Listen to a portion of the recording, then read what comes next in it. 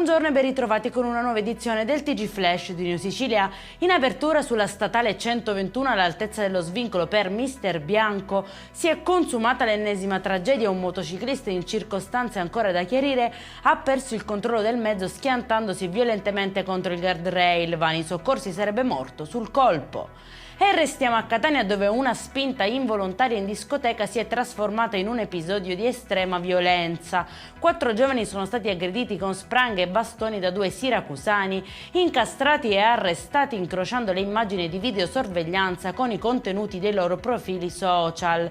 Il movente sarebbe la vendetta per un presunto affronto in una spirale di rabbia che ha superato ogni limite. Ancora a Paternò, sempre nel catanese, un trentenne ha molestato alcune ragazzine minorenni per strada, scatenando la furia di una folla di cittadini che lo ha cercato, rintracciato, accerchiato e poi aggredito con schiaffi e pugni in una vera e propria spedizione punitiva. Solo l'intervento dei carabinieri ha fermato il linciaggio e nella colluttazione anche un militare è rimasto ferito. Le vittime hanno denunciato e la procura di Catania ha aperto un'inchiesta.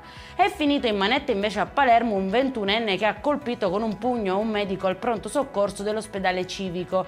Il giovane, è arrivato per un incidente stradale del fratello minorenne, si è infuriato dopo che il medico gli aveva chiesto di abbassare la voce in sala d'attesa. Ora dovrà rispondere di lesioni gravissime e interruzione di pubblico servizio.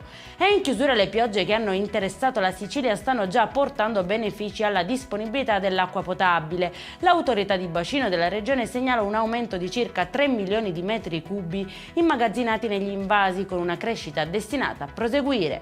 Per questa edizione è tutto, prossimo appuntamento alle 19:30. Buona giornata.